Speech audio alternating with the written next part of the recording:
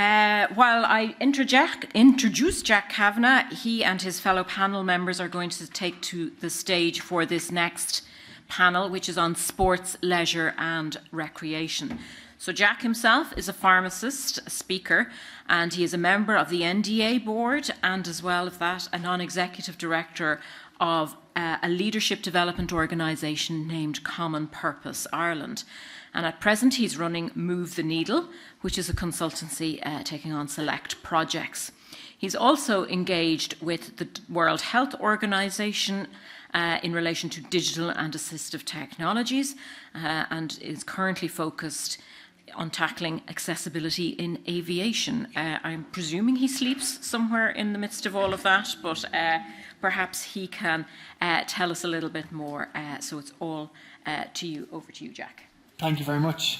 I got 8 hours last night, you'll be happy to know. So I might welcome our panelists. Stephanie is up first, you're very welcome, from Active Disability Ireland. We have Sarah Kerrigan, who's going to be the second over, coming from Able Active.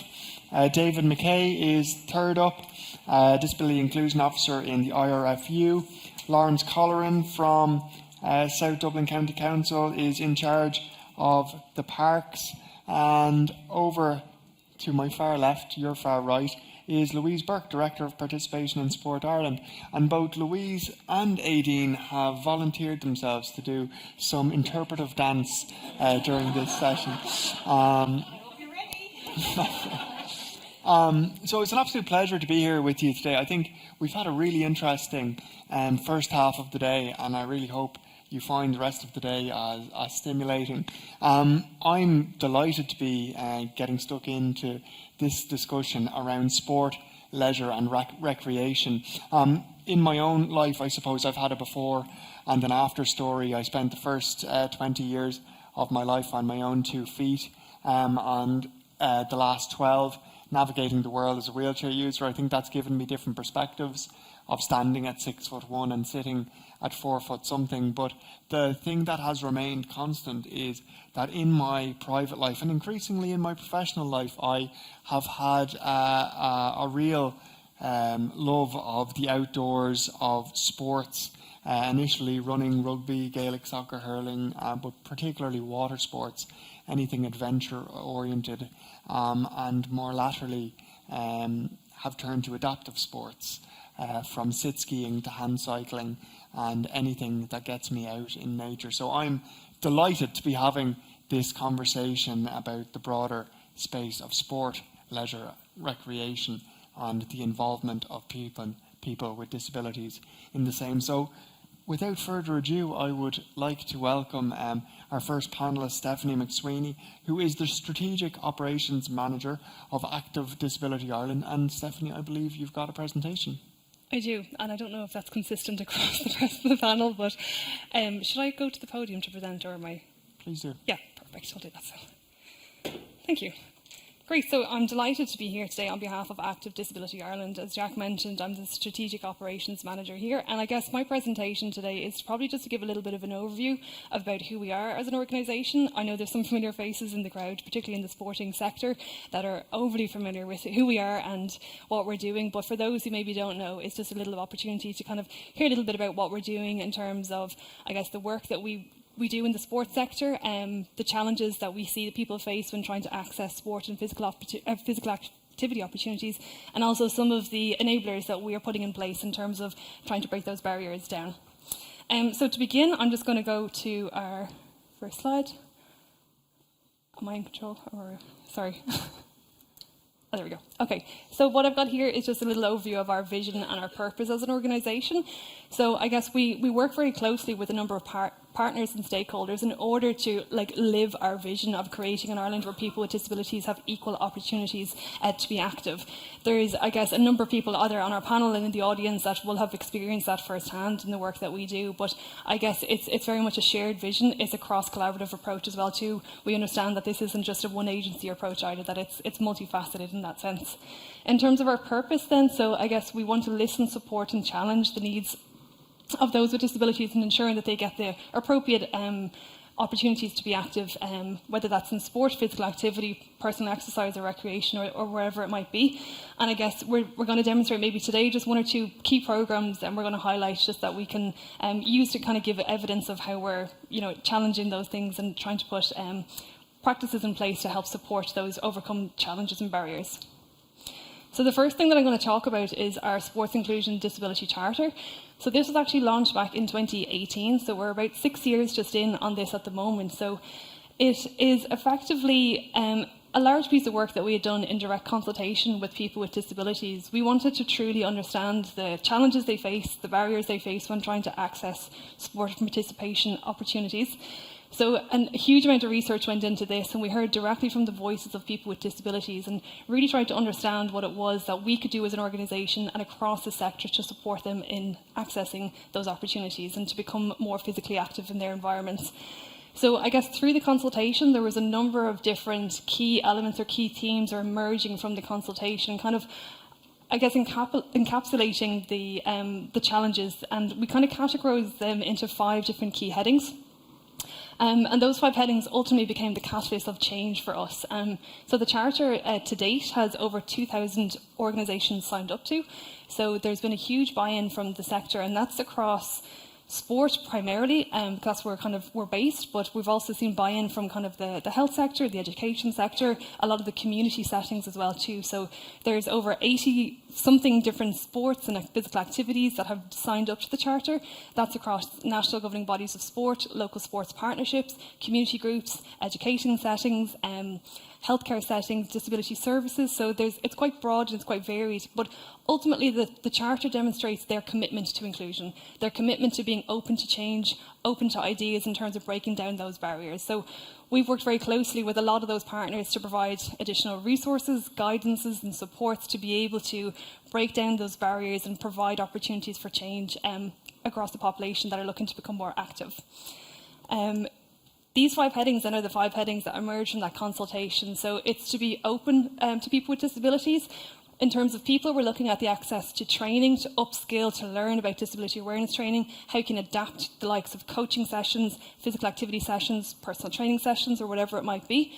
In terms of activities, it's looking to develop and deliver inclusive activities for all, making sure that there is appropriate channels for equal access to be active across your local communities and environments. In terms of facilities then, you're looking at venues, equipment, spaces to be active, places to be active, access to equipment within the gym setting, within the sport and physical activity setting too. So again, pinpointing there some ideas that can be used as catalysts for change. And finally, the promotional piece is, I guess, if you are doing great things, it's about telling people that you're doing great things.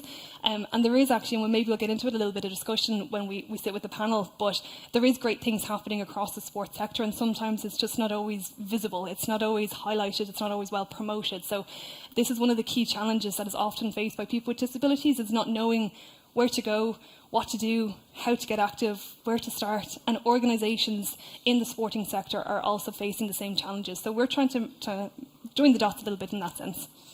Connected to that programme then, we do have an accessible programme. So this is specifically targeted to national governing bodies of sport and local sports partnership.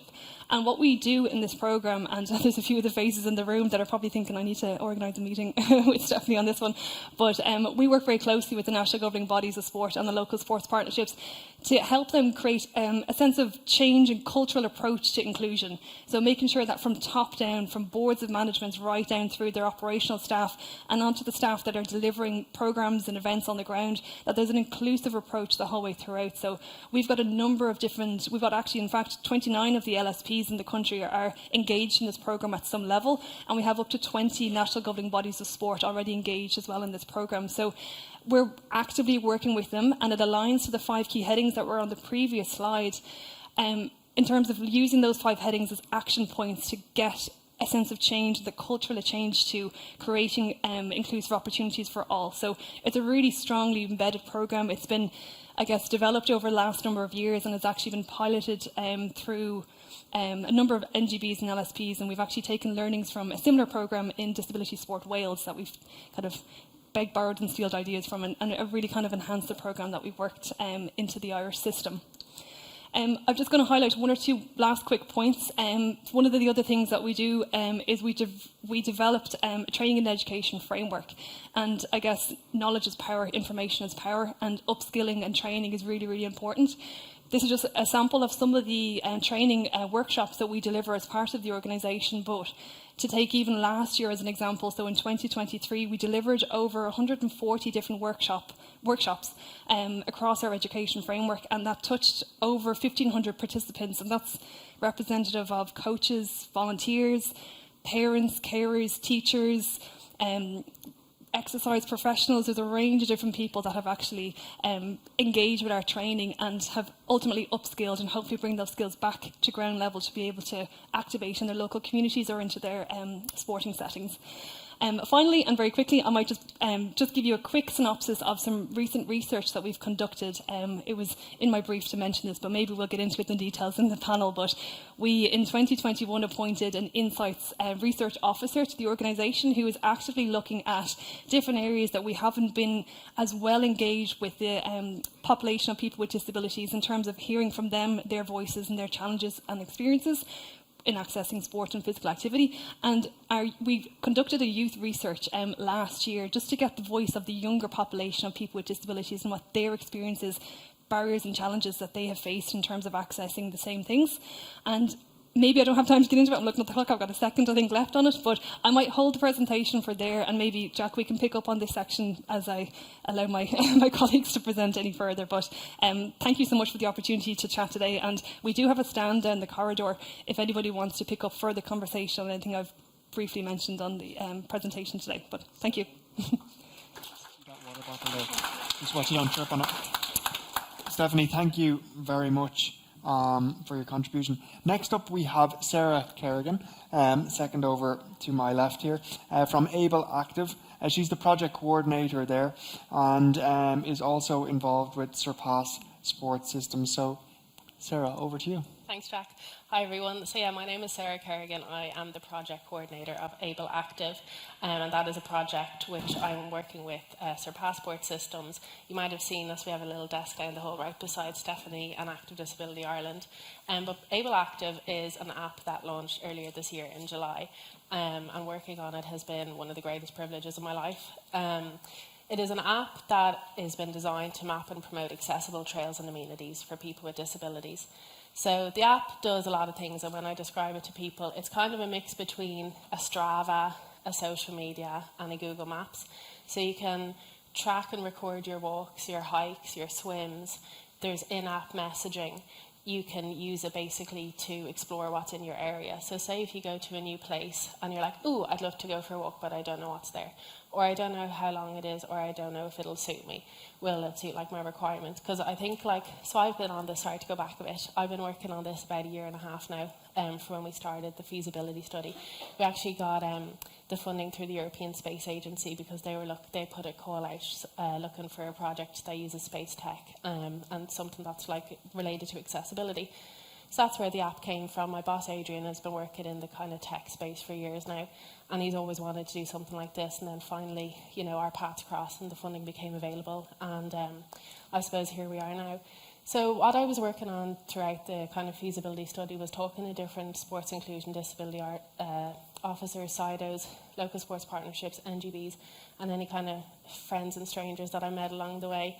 Through my sporting endeavours over the years, I would have done, discus, javelin, shot put, swimming in the pool, in the sea, kind of hiking, whatever kind is going on, I would get involved in.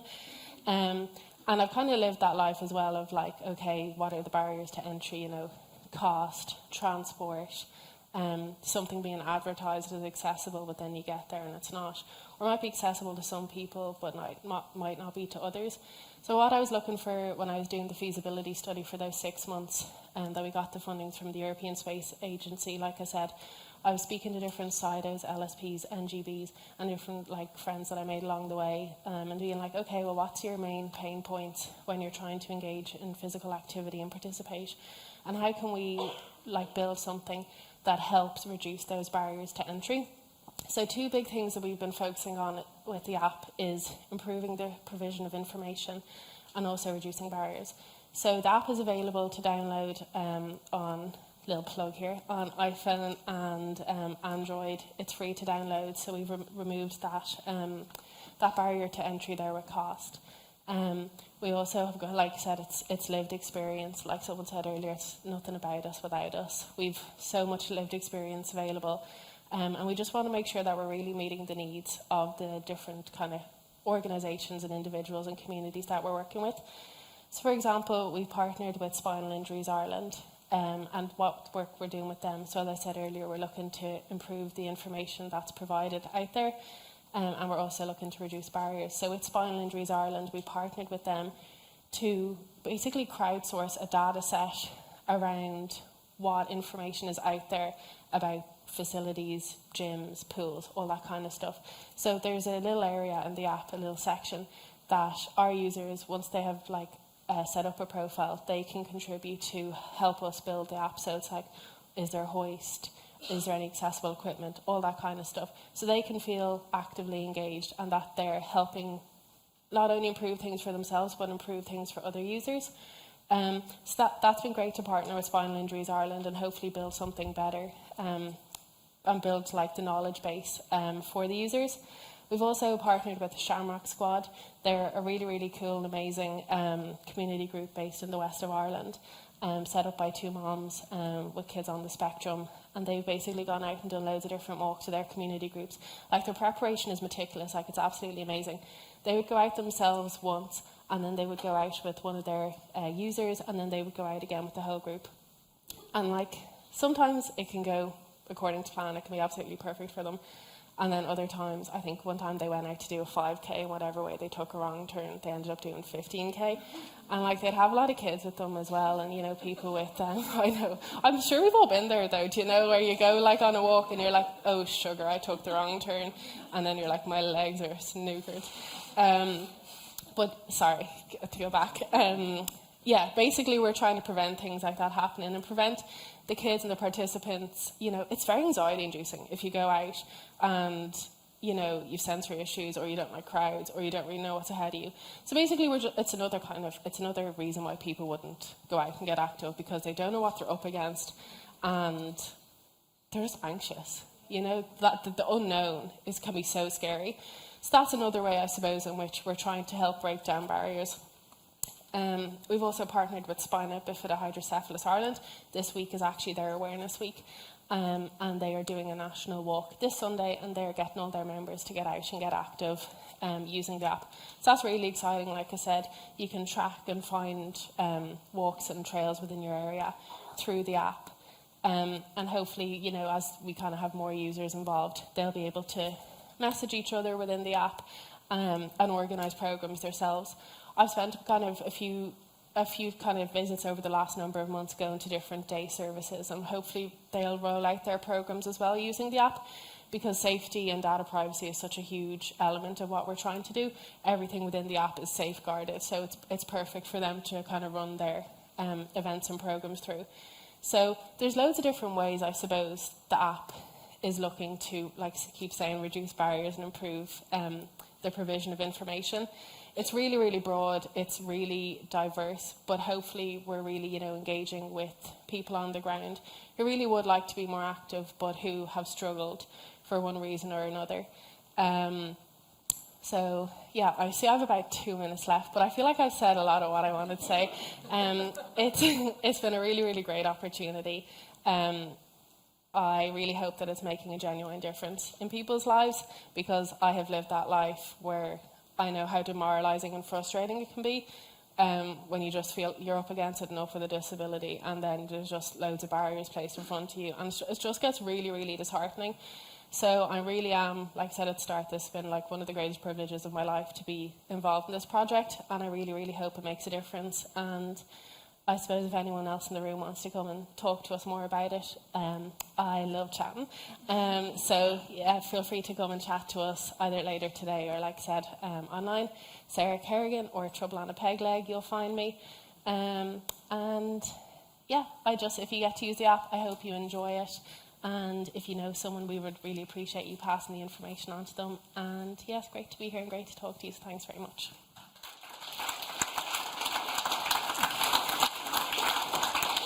Thank you very much, Sarah. I will definitely be nabbing you for a chat, and I'm sure there'll be plenty of questions.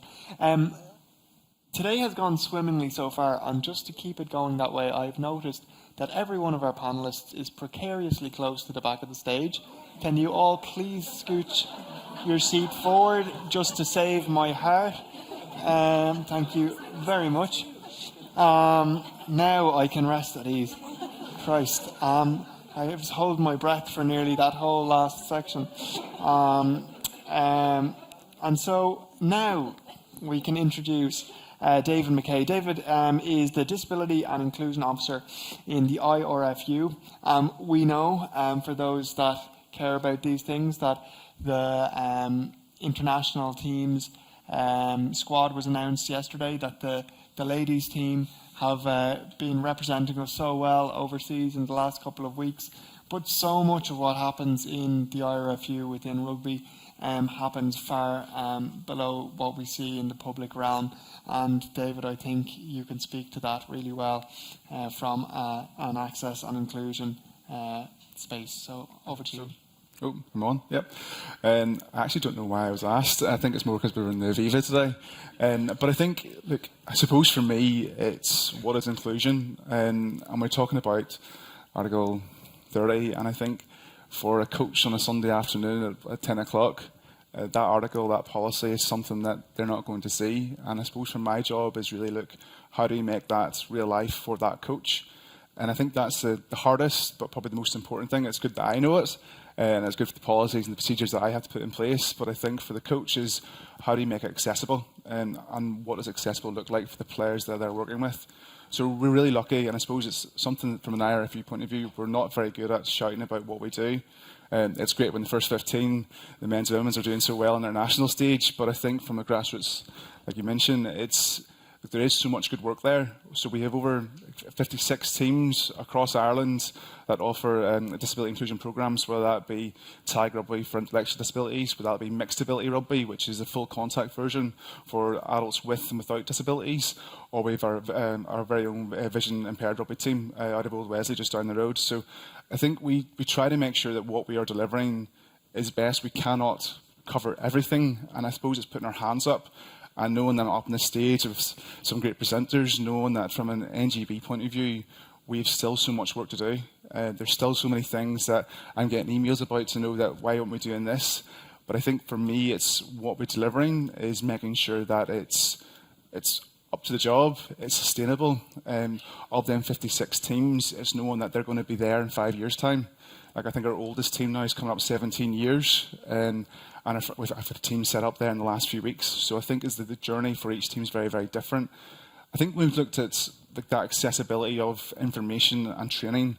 What I sort of found is the hardest bit is making it relatable to that coach, knowing that they probably haven't. The best practice would say, you be at the rugby club half an hour beforehand, set your session up and have your session plan already done. And knowing as a coach as well, that's not always the case. You might be arriving 15 minutes before the session, before everyone arrives, and you're putting out the cones. But it's how I make it easier. So when it comes to session plans, when it comes to social stories for someone coming down to the rugby club for the first time, if it's initiatives looking at our disability awareness training, that's for coaches that either are in the area. But I think the big thing from my point of view is looking at coaches that are actually working in the mainstream side of things as well. Sometimes I think when we come to disability awareness courses, it's always targeted towards those working with players with disabilities. But actually, to make a big change, you have to bring everyone along on that journey. So I know when we launched the Hidden Disability Sunflower Initiative, probably last year, it was something that I was quite surprised when the directors and the CEO were sitting in the room at the same time.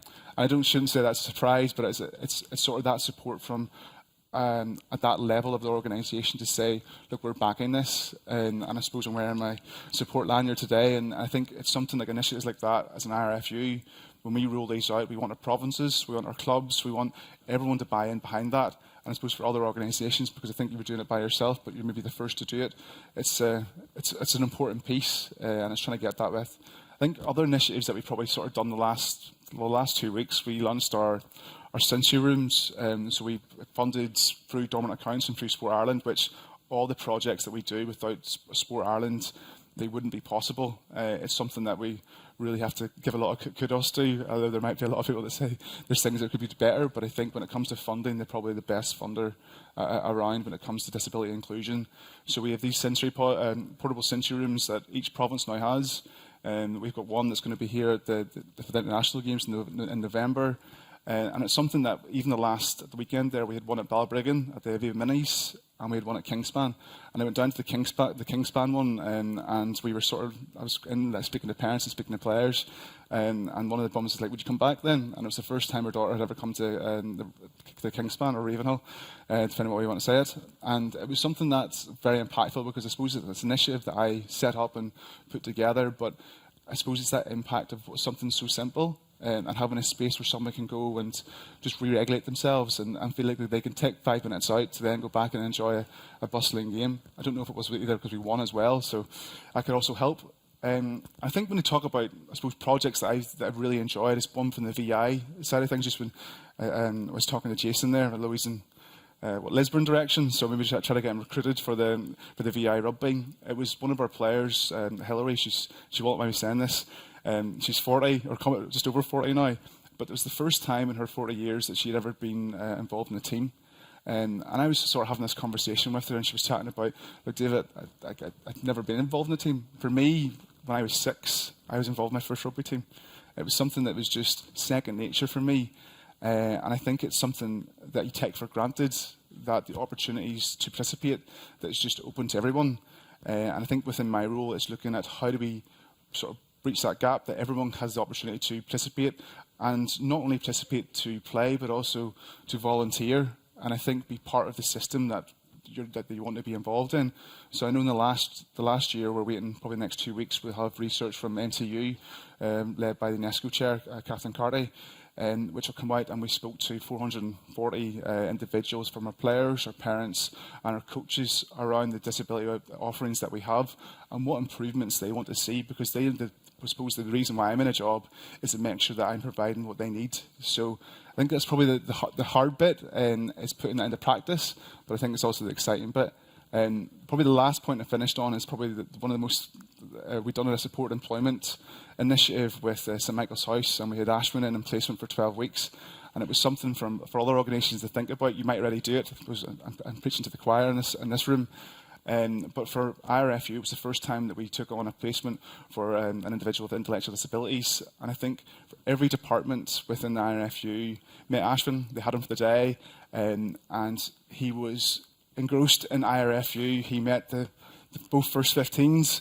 He was in our warehouse doing the logistics. It wasn't just the glossy stuff he was getting to do, but I think from an organisational point of view, it was such a big step, because even for myself, he probably met more people in the 12 weeks that he was in the organisation than I have in the last 8 years.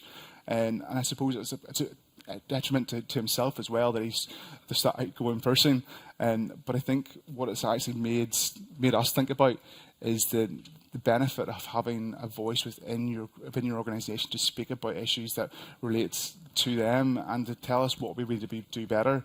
I didn't want to get that 1 minute timer, but I think, look, for me, it's really being here and sort of speaking to everyone here today. It's quite inspiring, but that's quite patronising as well, because realistically, there shouldn't be a conference like this. It should be just second nature that everyone is included, but like in an ideal world, that's not what we live in. So I think there's still so much work that IRFU have to do. And so if you have got tips and hints and things that you think we should be working on, or working in partnership with yourselves, please get in touch with me. I think if you Google disability and IRFU, my email should pop up somewhere. But I think that's me. Thank you. Thank you.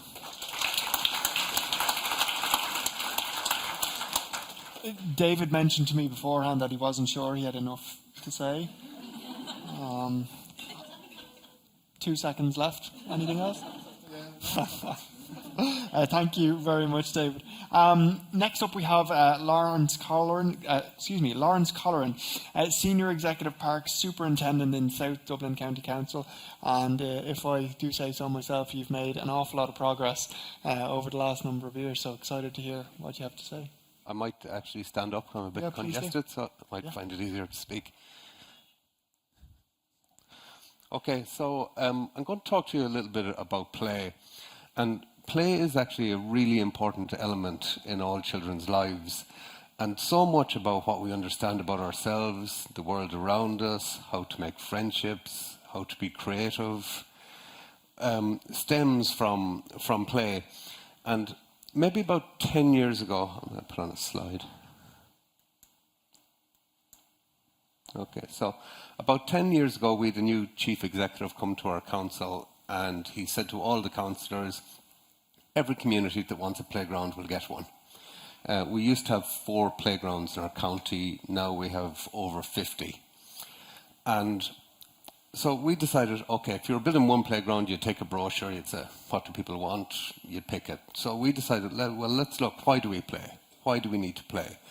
And at the same time, there was a Growing Up in Ireland study that looked at a huge decline in health, generation on generation, physical health, mental health, things like physical literacy, balance, everything amongst children. So we decided that we'd look into this a bit more about what is important in play. So when you're delivering play, not all play is the same. And I suppose coming from the council's background, we would try and deliver universal design. So we would say our customers have a diverse range of needs, and we would try and meet those needs as a basic. So we don't really do special needs and other play. We would say there's a diverse range of needs. So the needs of children, from the age of 0 to 6, imaginative play is really, really important. So the likes of this here, we'd say that's a collection of rocks. A 4-year-old may say, no, that's pirate ship. The 6-year-old say, no, that's winner of the Olympics. That's Princess Castle. This is a prop for the imagination. So if that was a pirate ship, the 4-year-old would say, that's for babies. Not playing with it now. Whereas he'll still be sitting there with the lads, Champions League when he's 14. So this is why imaginative play. We learn to enter other people's worlds. We learn to discover our own worlds, invent games. Constructive play is when we make things and we do things. It teaches us so much about outcomes. When you take an action and it leads to something else. People are familiar, a lot of children play the game at home, turning chairs upside down and put a blanket over it, and you create your own world. You learn so much through this type of play. So this is a very important thing to deliver. And then contact with nature. An interesting natural place has all the elements you need for play. So you can make up games, you can have imaginative play, constructive play, you can test your boundaries, you can do risky play, you can invent games, others can join in. You can do quiet play, you can play with 2 little bits of sticks, and deep play. All of this type of thing is facilitated by a good natural environment around you. Now, these were not things that I was finding in any brochures about playgrounds. But in the brochures, obviously, we don't have these places in most of our urban areas. But, you can provide a lot of these things with equipment. And when choosing equipment, it's really important to look for equipment that suits everybody. That you can go on with your brothers and sisters. You can have double-width slides. You can have wheelchair-accessible equipment. I spoke to hundreds and hundreds of people about play, about experiences of play. I asked them, how did you play as a child? What was important to you in your play life? Now, most of these people would have turned up at community meetings to object to a playground that they didn't want in the area. And they say, the crowd now have everything, they appreciate nothing, we'd nothing, and we were fine. And we said, well, what did you have? And of course, they had all this amazing experiences in nature of imaginative play and constructive play and all the things the kids now just have equipment. But at these meetings, invariably, towards the end of the meeting, somebody would have waited and said, actually, my child has autism. Is there anything, will there be anything for them? So I started trying to understand, well, what is it, say, a child with autism, what do they need? So through conversations and some reading, contact with nature seems to be a huge thing. That if you have contact with nature, it's so much easier for regulation. The rules of a playground can be really affect the ability of a child to enjoy the playground? Are they running through the equipment?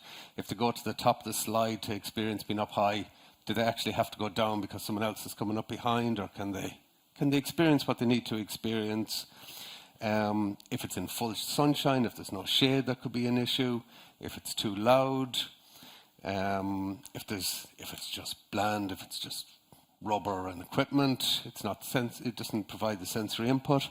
So we try to implement a lot of these learnings into our playgrounds. And most of our playgrounds now look something like this. They're a mixture of equipment in a natural environment. So here, you can go to the highest points of the playground, stand at the top of the slide. It's double width, it doesn't matter. If you just want to go up the slide, that's fine too. If you want to, run along in the bushes, stay half hidden, all that's fine. So what's really important is the environment of play. And this is how sort of we have approached imaginative play. This area here, there's just 2 tables put into a woodland. The day I was here, there was one girl, she was a restaurant manager, you can see her putting out the food, and all the others were confined to cooking a ham. These children, one of the girls is my daughter. There was a Polish girl there and a non-verbal boy. I don't know who the other 2 were, but because it's imaginative play, there's no rules. They can communicate any way they want. So for a shy child or a child without the same language, these type of environments are really important. So you can have inclusion that you wouldn't get sitting beside somebody on a swing. So, at other times I've been here, there've been morgues, there've been all sorts of things. It's all up to the children to discover this. In sensory play, this is a playground in Tala, based on the story of the Bull of Cooley.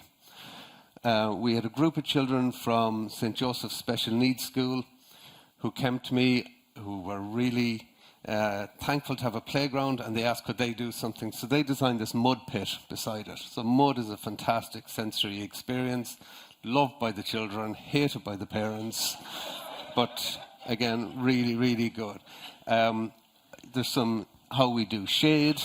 It's so much easier looking out from a shady spot than with your back to a fence. Again, this allows children to stay in playgrounds much longer. I'm rushing through now. Sensory-rich environments rather than coloured plastic. You can do long grass, great. We still have, paths through, so we have wheelchair accessible. And then sand. So here's an example of a sand pit. It has a wheelchair accessible path through the centre. You have sand tables, so you can stand there. And what really, I suppose, the outcome of what we learned was that when we started understanding the needs of more children, we started putting out playgrounds that were way better for everybody. Everybody benefited from them. They're much nicer. People like having these in their communities. They're cheaper. They're very easy to maintain. And we've got a great reaction to them. So thanks very much.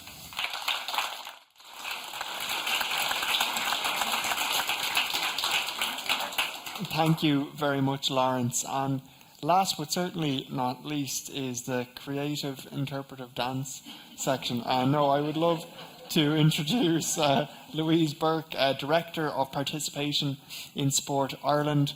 And just before you take the floor, could I ask Kieran, you might just drop up that iPad when you get a chance. Thank you very much. Thanks very much, Jack. And thanks very much for having me today, folks. It's really exciting to be in this room and hearing these really brilliant conversations all day. I'm here to support Sport Ireland's part in this big jigsaw that we're all playing. What Sport Ireland does, just to give you a brief overview, is that we're responsible for the development of sport across country. We're also responsible for the development of Sport Ireland National Sports Campus out in Blanchardstown. If you have not been, please go. There is 530 acres out there to be explored. It is an incredible facility to go out there.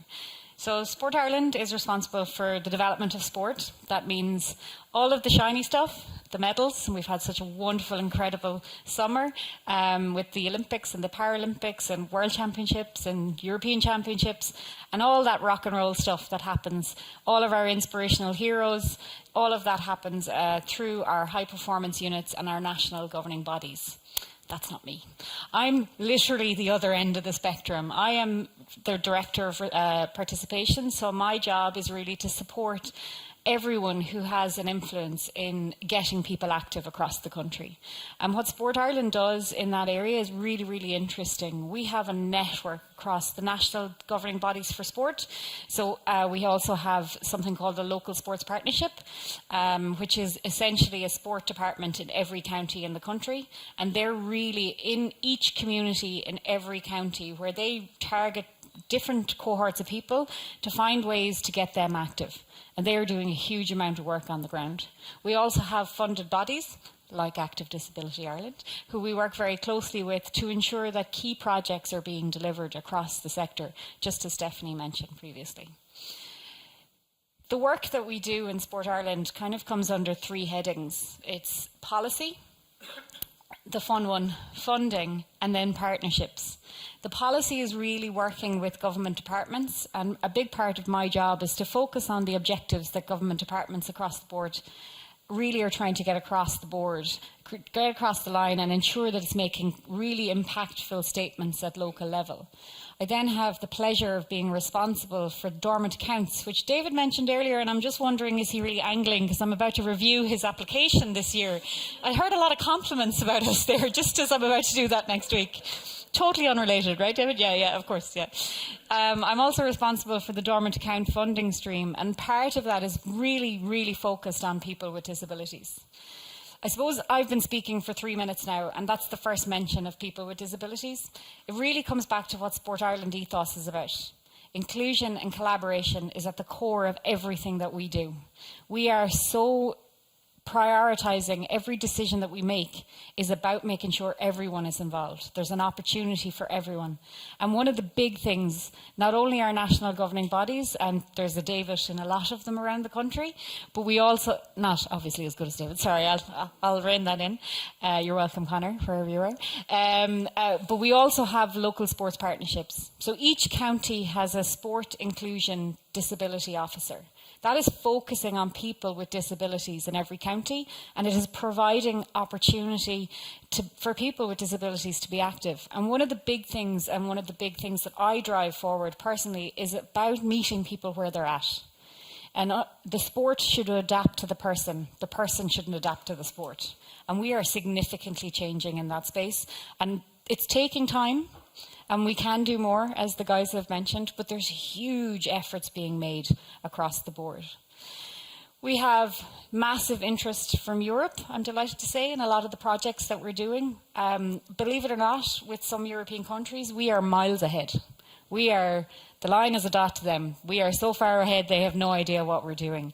They're really impressed with our ethos and our understanding of putting the voice of the person with disabilities at the centre of those decisions. And we work very closely with Active Disability Ireland to ensure that we have that accurate. We have really good relationships with IWA, Vision Sport Ireland. There's a number of organisations that are not necessarily sporting organisations that we work very closely with to get that voice heard. We have a number of government policies, so that's the best part of my job. Lots of government policies that all are about getting people active across health, across education, across outdoors, across rural recreation. And I have the absolute joy of being responsible for outdoor recreation in this country. And one of the simple things that we're seeing across all of our local authorities who are doing significant work in infrastructure space, like as Laurence has just presented, there's so much happening in the local authority space that we just don't hear about. And they're really making committed efforts to make that change. And one of the things that we're doing in Sport Ireland is supporting the local authorities to ensure that we can do everything in our power to help them to create better spaces, be it through funding, be it through consultation. Yes, Laurence, I'll give you money too, don't worry. And finding ways to make everywhere accessible for everyone across the island. We have a huge amount of work done in the space of policy for people with disabilities. So it's the Sport Ireland policy on sport and recreation for people with disabilities. No, it is not the longest title of a policy that we have, but it's not far off. And at the core, we're actually about to launch the new version of that. And at the core of that is really about finding ways to make that impact, that change people's lives. And I'm not overstating that. We really want to try and make sure that if someone wants to try canoeing, mountain biking, I have an adapted mountain bike for you, Jack, that'll be coming up soon. If you want to try something that really is your passion, Sport Ireland, our local sports partnerships, and every governing body in the country are making concerted efforts to meet people where they're at and find ways to get more people active. One last plug. For one particular project that is making a massive amount of change in the space of getting people active. Similar to the guys in Able Active, we have a database of all the places you can be active across the country. And we work with Able Active on their data points, so it's looking at similar things.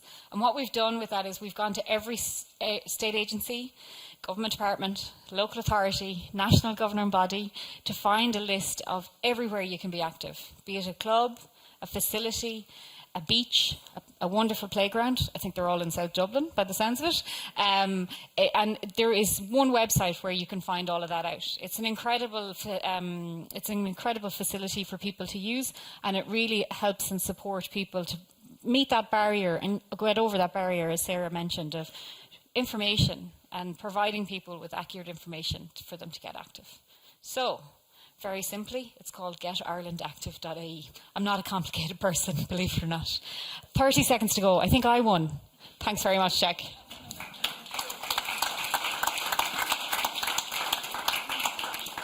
So thank you to all of our panelists for their contributions. And we have a couple of questions coming in online. We might start with those to begin with. And I actually might go straight back down to the end of the line with the first question to Louise. It's important we consider the inclusion of disabled people in all aspects of sport. What more can sporting bodies and others do to encourage more disabled officials, referees and umpires into sport? So this might be both for David actually and for Louise. Do you want to go first on rugby and I can catch all else? Yeah, I'll try to cover it. I think probably the key thing over the last few seasons is we've been asked around how do we get into coaching, how do we get into refereeing, and I think it's a process trying to get through the academic and the course side of things. But I think it's something that we are putting in our agenda over the next season, that we're going to have our coaches and referees in that. I know from Munster branch, they have one person that works as the sixth official at every Munster game in Virgin Media Park, and that's to support the referees when it comes to the subs benches and things like that there. I think probably the hard bit to that is it's just the capacity, knowing that there's volunteers from all over the 4 provinces, and it's trying to put it together like a work plan and also an education piece that caters for all the individuals, because everyone's got so many unique needs and abilities that we try to make sure that we're able to cater for that. So it's on the agenda. Hopefully if I'm back next time, I'll be able to sort of give an update on that, but that's from me. Fantastic. I swear we didn't plan this. So I am responsible for the volunteering and sport policy, and it is one of the top priorities for us is how we expand the base. So thank you for whoever asked that question, because you set me up nicely. We have a huge policy that we launched at the start of this year that is focusing on volunteering. And one of the big things is not only diversifying the base to represent society, but also ensuring that volunteering is much more accessible for people with disabilities. I think one of the challenges traditionally we have previously faced is that the sports are not sure.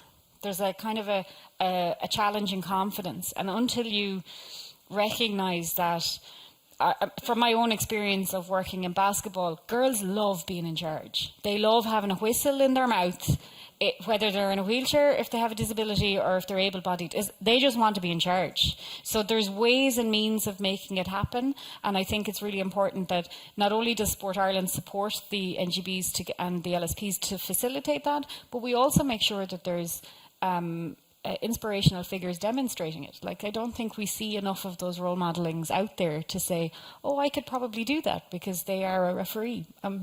So it is coming. So thanks, Jack. Fantastic. That sounds like... Can I come in as well? Yes. If that's okay. It's just something that I've picked up on as well there, and just in terms of that broader space of participation. And some of the work that we're doing, particularly with the national governing bodies and the local sports partnership through our Accessible programme, is we've also got a toolkit that is targeted at the club level. So making sure that people with disabilities don't always see themselves in maybe that participation focused role, but they could be the coach, the volunteer, the trainer, write the match reports. There's multiple roles for people, and there is a place for everybody in their local club. So we do a lot of work kind of highlighting that and kind of reiterating that point back, that sometimes the person themselves mightn't want to be the participant, that there is multiple roles that people with disabilities can get involved and still be a part of sport and physical activity. Well, seeing as you're talking already, Steph, I might follow on the next question to you. Do teacher training courses on physical education and sport include disability-specific and disability-inclusive sports and practices in their curricula? What actions can be taken to encourage more disabled teachers to teach PE in particular?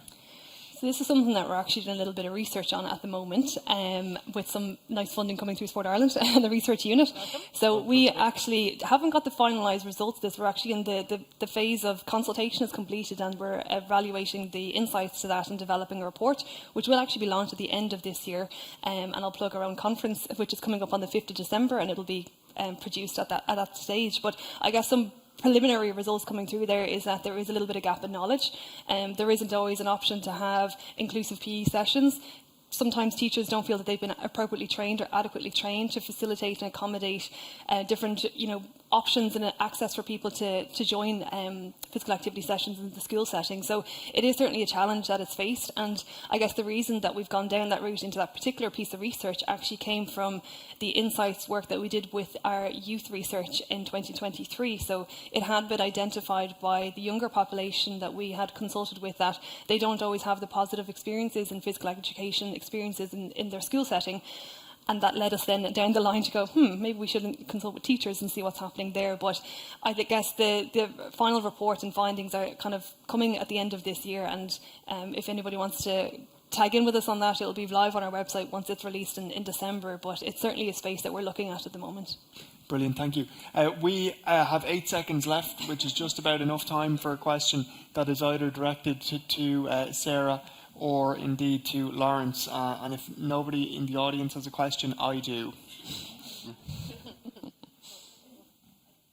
In the back. I don't have a question, I have a comment to make. And, one moment. I don't have a question, I have a comment to make, just to say how things have come so far in the last 20 years. I won't go into too much, but I unfortunately had my right arm amputated in an accident. And when my children got involved in sport, I was playing National League basketball at the time, by the way. But when my kids got involved in sport, I got back into it. And I'd like to say one of the most helpful organisations that helped me was the IRFU. I actually got a part-time job with them. The Irish Basketball Association, I took up refereeing again, gave it up, I didn't like it, by the way. And I am a woman who likes to hold a whistle. But anyway, but I would like to commend, just while I'm here today, all the work that has been done over the last years to help people, because initially it was very challenging and difficult. But I'd like to commend the IRFU for giving me that opportunity. I think it was in the Celtic Tiger days when the job was in TAG, and then I subsequently went on to manage the Irish men's over 40s touch rugby team, the Irish ladies under 18s touch rugby team, and I really thank the IRFU for that opportunity. Thank you. Well, I think that's just a wonderful way to wrap up, and thank you very much. Sport, leisure and physical activity impact our lives in so many ways. I will save my question for off the stage because we're being hounded with a sign here. So to Stephanie, Sarah, David, Laurence and Louise, I want to say thank you all very much and enjoy the rest of the afternoon.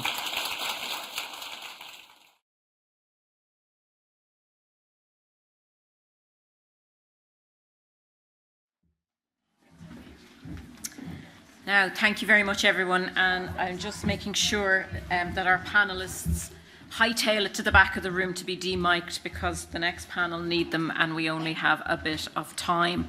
But thank you to Jack and all the panel members. That was a really wide-ranging and insightful discussion.